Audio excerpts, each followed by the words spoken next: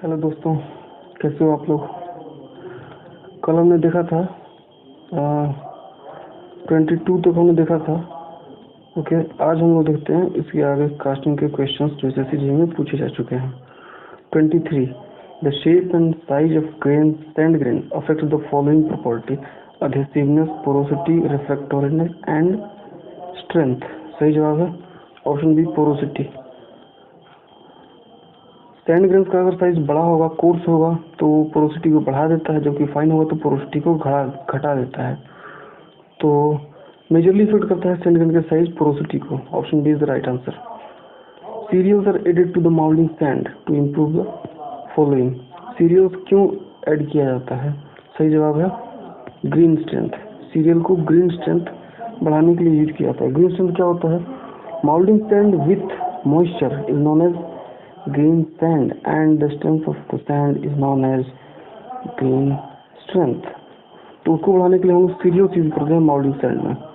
Okay, question number 25 plastic toys are usually produced by using. Plastic toys निम्नलिखित में से किसके द्वारा बनाया जाता है? Option A shell moulding, B green moulding, C plaster moulding and D injection moulding. तो इसका सही जवाब है option D for Delhi. Injection moulding की सहायता से हम ये सब बनाते हैं। Question number 26 to improve the surface finish of casting the following additive is used in the moulding sand. Surface finish casting की बढ़ाने के लिए निम्नलिखित में से किस एडिटिव का यूज हम लोग करते हैं? रेजिन्स, ऑयल, वुड फ्लोर और सी कोल। सही जवाब है रेजिन्स।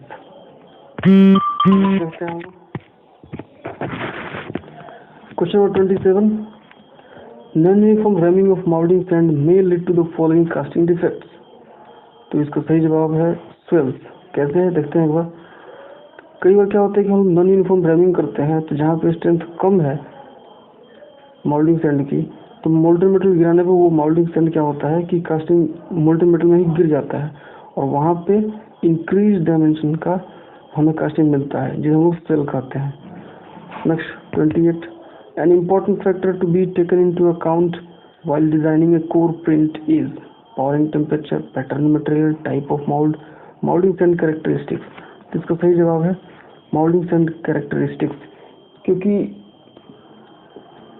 हम लोग जो मोल्टन मेटल डाल रहे हैं उसका कितना बायोंसी फोर्स लगेगा, ये सब ठीक है, उसको कैलकुलेट कर लेंगे हम लोग, लेकिन उसके द्वारा अगर हमको कोर को बचाए रखना है तो हमें उतना ही फोर्स लगाना चाहिए कि वो बाउंसी फोर्स बैलेंस रहे, उसको उतना वेट हो।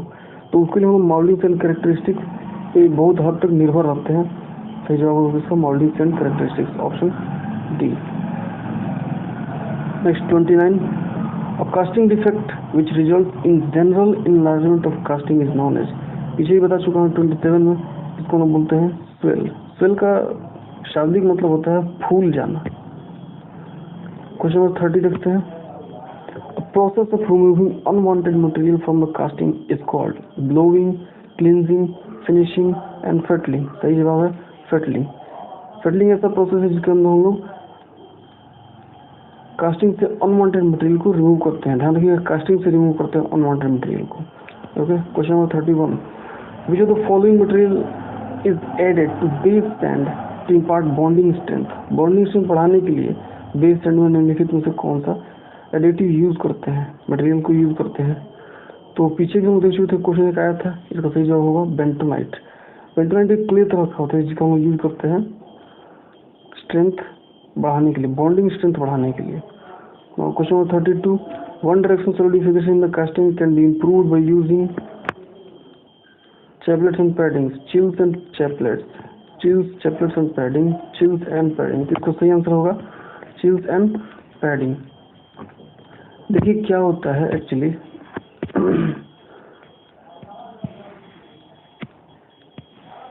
जैसे कि ये हमारा तो कास्टिंग है,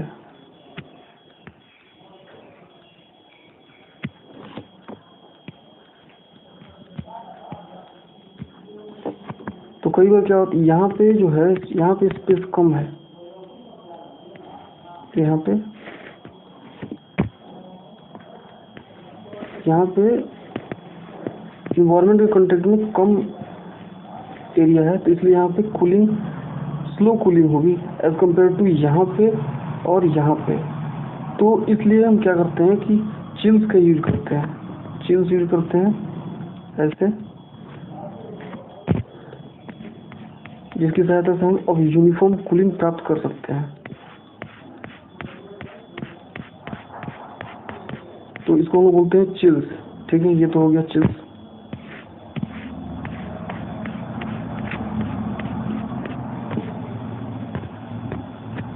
अब देखते हैं पैडिंग्स क्या होता है। मान लीजिए ये है हमारा moulding box,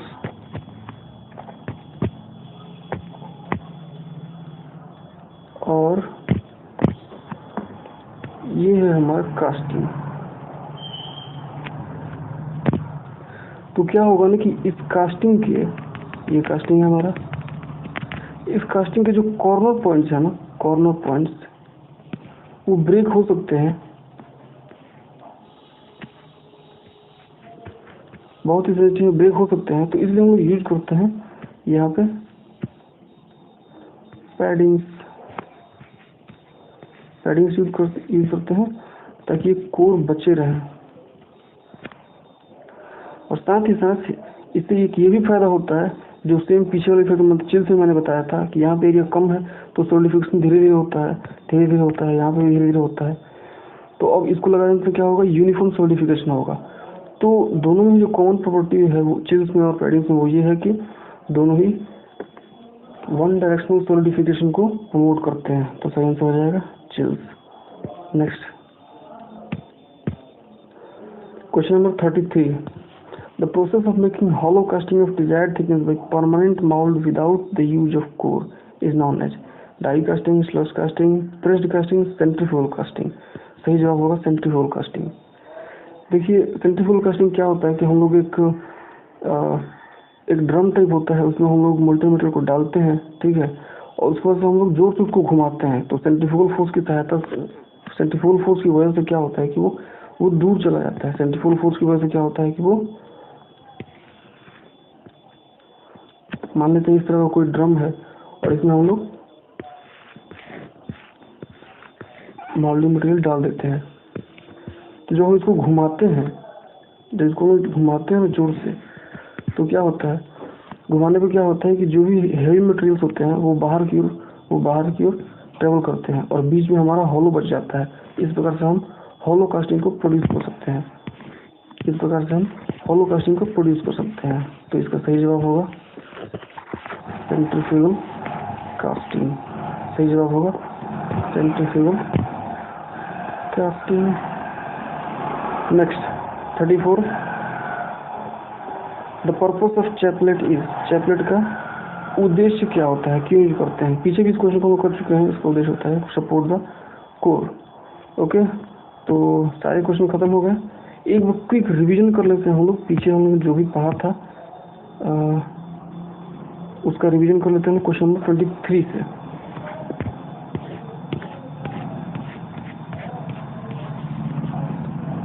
The shape and size of the sand grains affect the following property.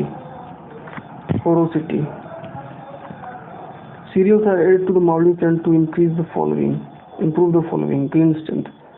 Plastic toys are usually produced by using injection molding. 26. To improve the surface finish of the casting, the following additive is used in the molding sand. The right answer is resins. Resins का use किया जाता है। Next ये सारे question हम देख सकते हैं। 27. Non-uniform ramming of molding sand may lead to the following casting defect. Non-uniform ramming से swelling होता है। An important factor to be taken into account while designing the core print is, सही जवाब है molding sand characteristic. A casting defect which results in general enlargement of a casting is known as, सही जवाब swell.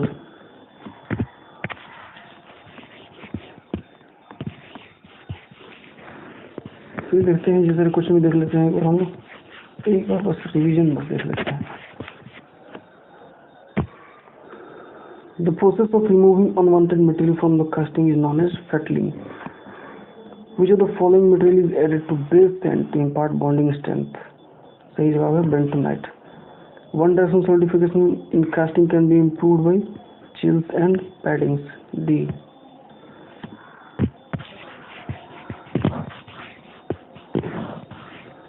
Okay. The process of making hollow castings of desired thickness by permanent mold without using coarse centrifugal casting. 34. The purpose of chaplet is to support the core. तो उम्मीद करता हूँ कि आप लोगों को ये पसंद आया होगा लेक्चर।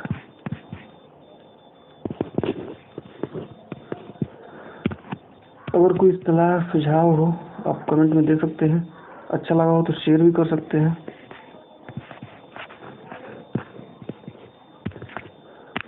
ओके, तो अच्छे से पढ़ते रहिए, ख्याल रखिए अपना, अच्छे से पढ़ते रहिए। एक बार मेहनत देना है और उसके बाद से सारा एग्जाम निकल जाएगा। ठीक है, टेक केयर, बाय बाय।